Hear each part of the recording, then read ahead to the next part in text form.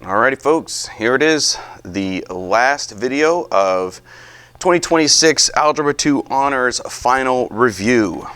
Scoot! I think we left off tackling that question on Desmos, which is why there's no work shown. And guess how we're going to do this one? That's right, Desmos.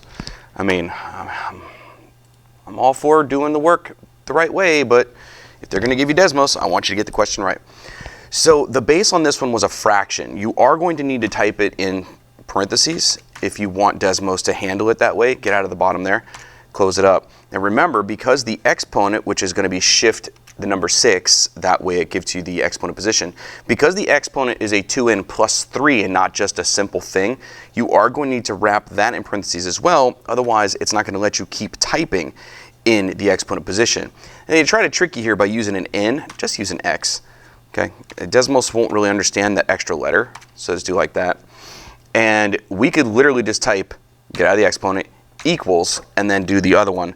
So parentheses 1 divided by 8, out of the bottom, close it, raised to the, and then again, parentheses 5 minus x, not n. And what you could see here is your answer is, I don't know, a little bit less than 1.3. So if you look at your decimal answers, your fraction answers, you see it's over 1, which makes A, and it's positive, by the way. So we have a positive number that's bigger than 1.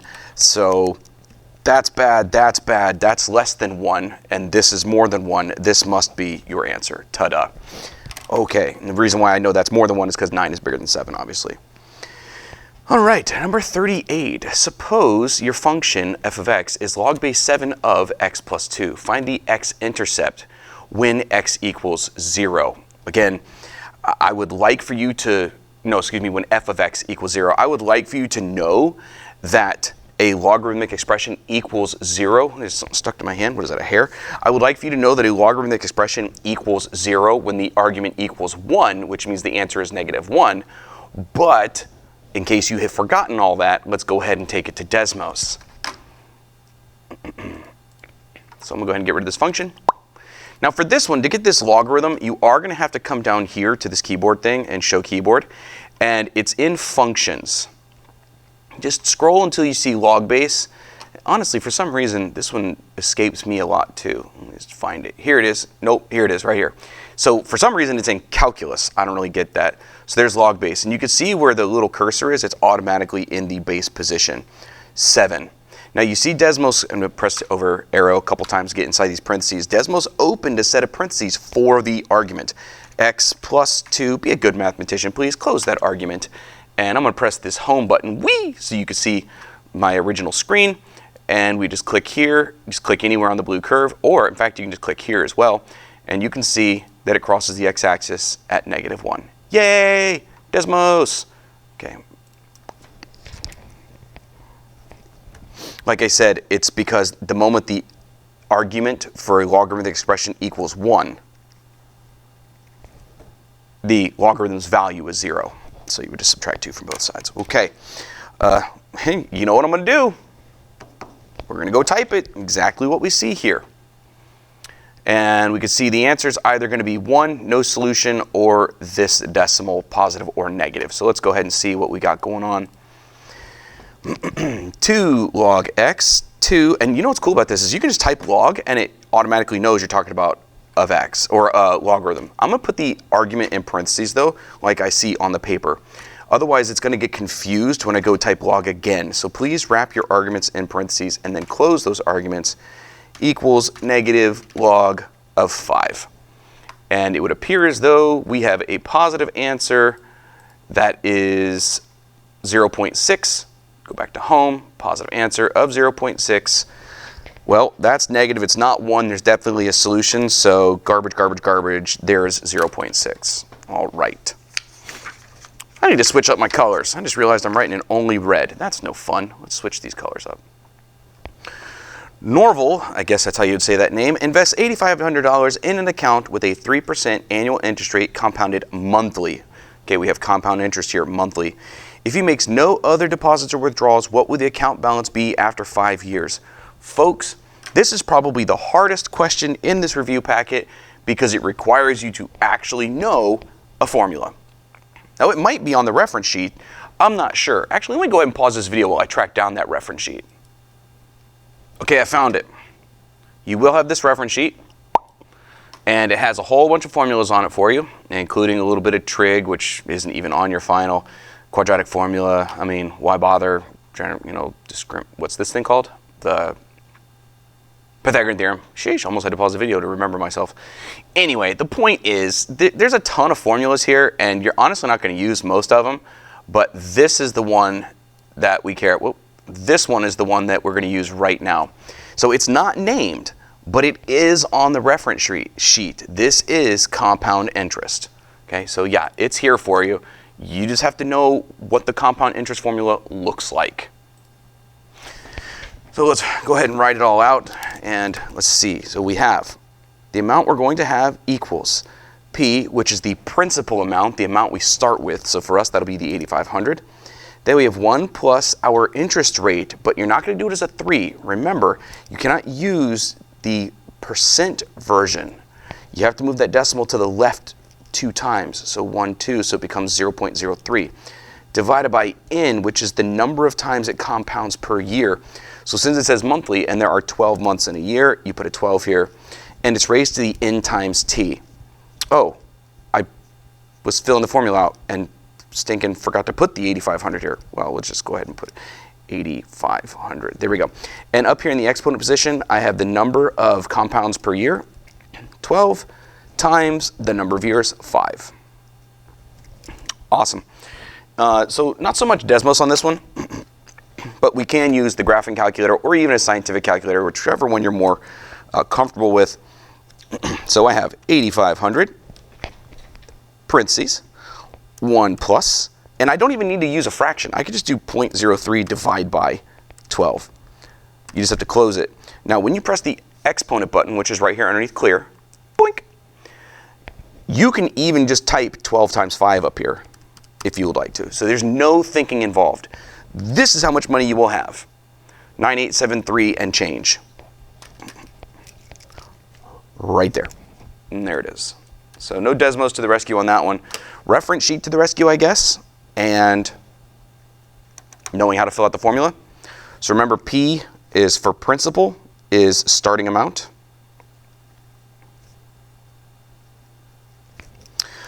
R is rate as decimal, never percent.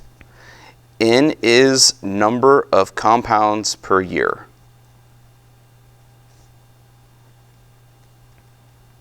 T is always going to be time in years. So just fill it out. Sorry about the bad handwriting. Number 41. Okay, so this one, if you wanted to use Desmos, what you would need to do is type this as one of the, you know what, why not just show you? What am I talking about? I'll just show you. So here's how you can use Desmos to beat this question and know how to do absolutely zero algebra. So type your slash so that it makes a fraction, and then in parentheses type exactly what the question said. X plus, nope, it's a plus 4, and then more parentheses. We have x squared plus x minus 6, and on the bottom I have x squared plus 2x minus 8. Okay, so what you could see here is I have a straight line with slope. If you look at your answer choices, only one of them is straight line with slope. That would be A. So you're finished. You don't have to do any other work.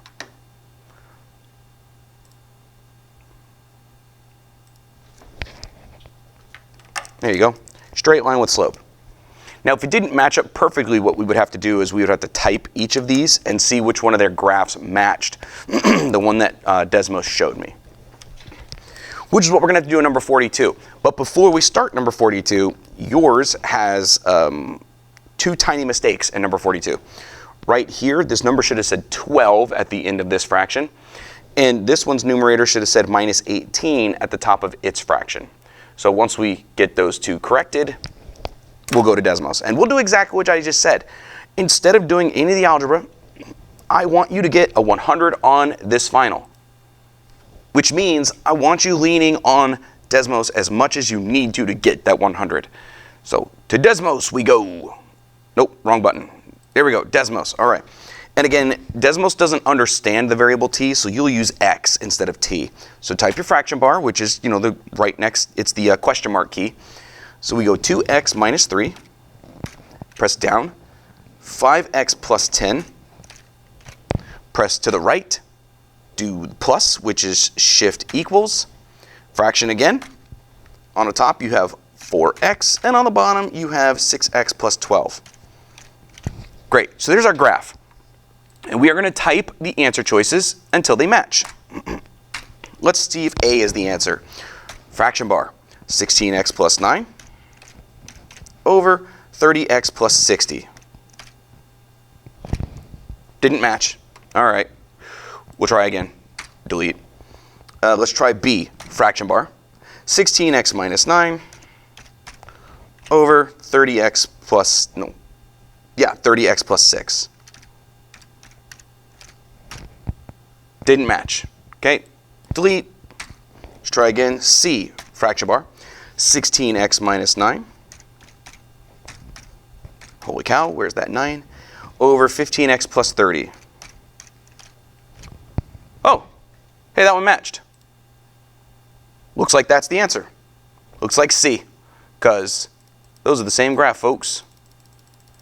And just to prove a point, I'll go ahead and type the answer for D just to show you that it doesn't work. Fraction bar, we have 32x minus 18 over 15x plus 30.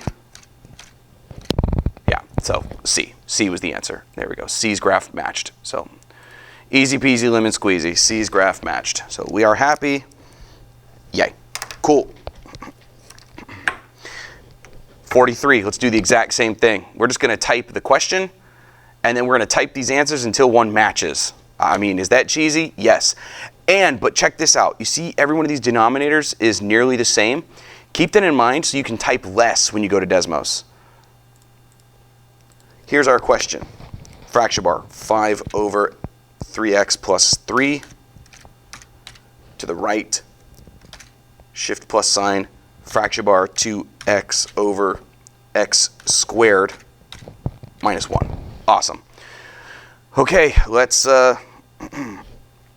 type our answer choices. Here's A, fraction bar, 5 plus 2x over, in parentheses, nope, I have a 3, and then parentheses, x plus 1, close them open, x minus 1, that clearly doesn't match.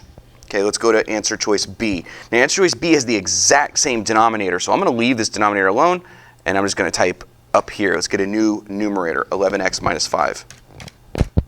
There it is. It matched. Same graph. Okay, there you go. So the answer is B.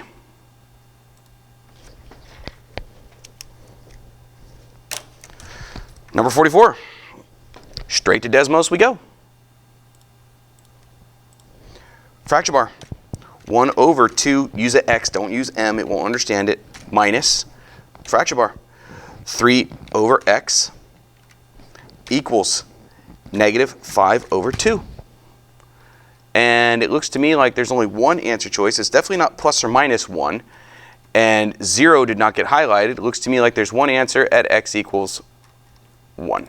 Yep, it's the only answer. X equals 1. All right, cool. By the way, x couldn't be 0 anyway. That's kind of a trick answer.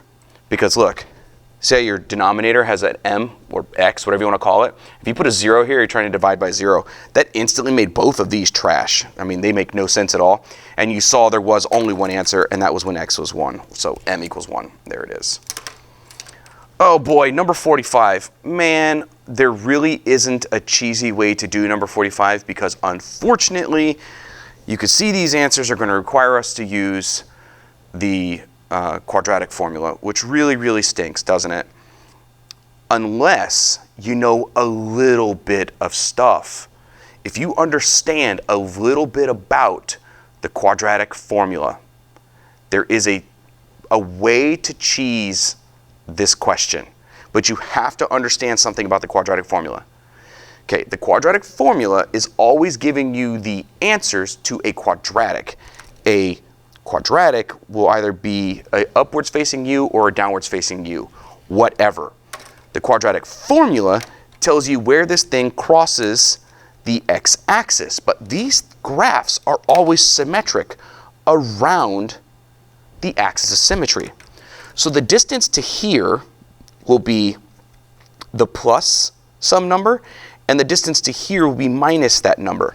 And that's why the quadratic formula has that plus or minus. Well, this right here, the axis of symmetry, is always going to be this fraction.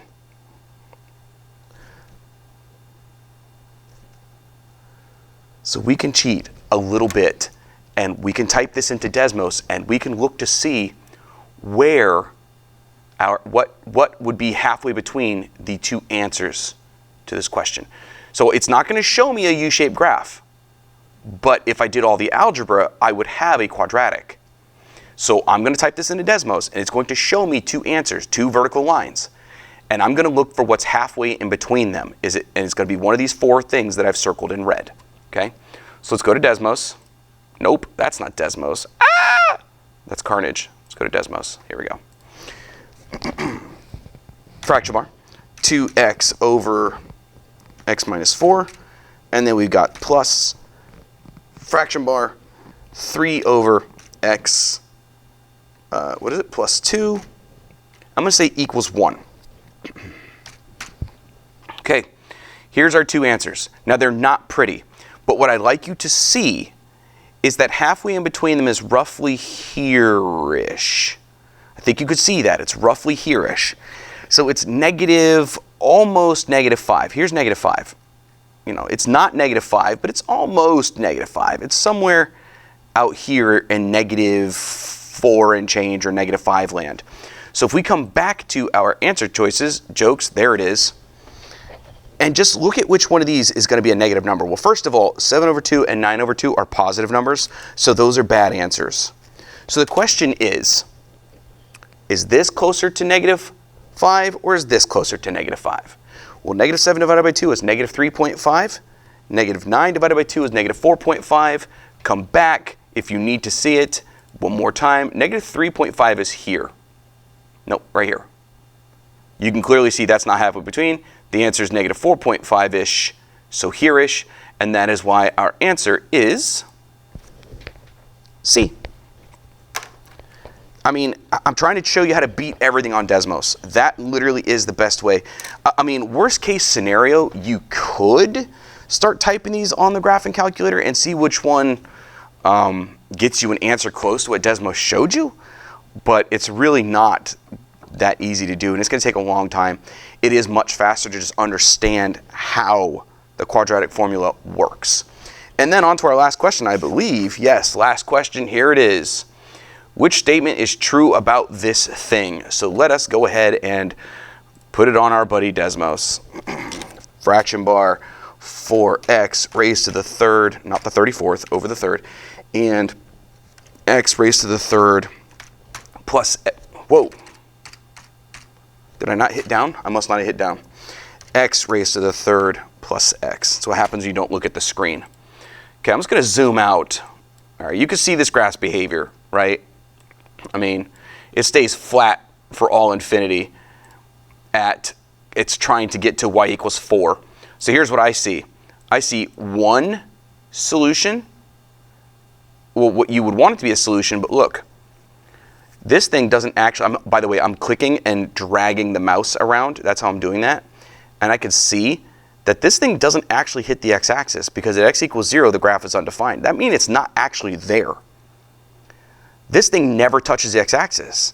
That means there are 0 x-intercepts. No x-intercepts.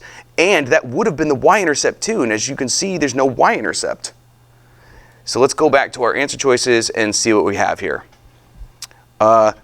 2 x-intercepts, no. It tried to have 1, but it didn't even have 1. So any answer choice that has a I in it is bad. So that's bad and that's bad. And now we just need to know, is it the same as the graph of 1 over x? I don't know. Let's see if it's the same as the graph of 1 over x. 1 over x, clearly not the same.